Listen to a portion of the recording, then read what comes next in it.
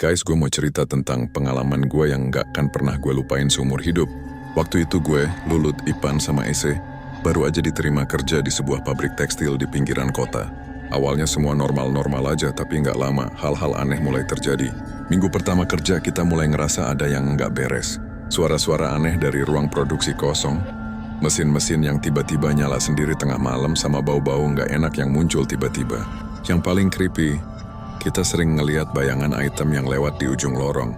Suatu malam pas kita lagi shift malam, Ace nemuin sesuatu yang bikin kita semua merinding. Di pojok gudang, ada tumpukan telur yang disusun rapi membentuk lingkaran.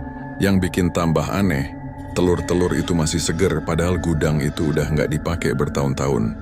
Lulut yang emang paling penasaran sama hal-hal mistis, mulai nyari tahu sejarah pabrik ini. Dari security yang udah kerja puluhan tahun, kita dapat cerita kalau dulu pabrik ini pernah jadi tempat ritual sama pendirinya. Katanya buat melancarkan bisnis setiap bulan purnama harus ada persembahan. Ipan yang paling takut di antara kita berempat sempat mau resign. Tapi gue yakinin dia buat tetap bertahan. Kita harus mecahin misteri ini. Setelah nyari informasi sana-sini, ternyata telur-telur yang kita temuin itu bagian dari ritual bulanan yang masih dijalanin sama salah satu pegawai senior di sini. Setelah kita konfrontasi orang itu, dia ngaku kalau emang masih ngelakuin ritual buat ngejaga pabrik. Kita akhirnya lapor ke manajemen, dan ternyata mereka juga udah curiga sama kejadian-kejadian aneh ini. Singkat cerita, pegawai itu dipecat, dan semua ritual dihentikan. Ajaibnya setelah itu suasana pabrik jadi normal lagi.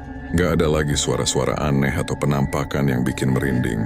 Yang gue pelajari dari kejadian ini, kadang hal-hal mistis yang kita takutin sebenarnya ulah manusia juga.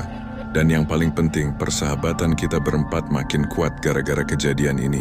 Sampai sekarang kita masih kerja di pabrik yang sama, dan jadi cerita yang sering kita certain ke pegawai baru.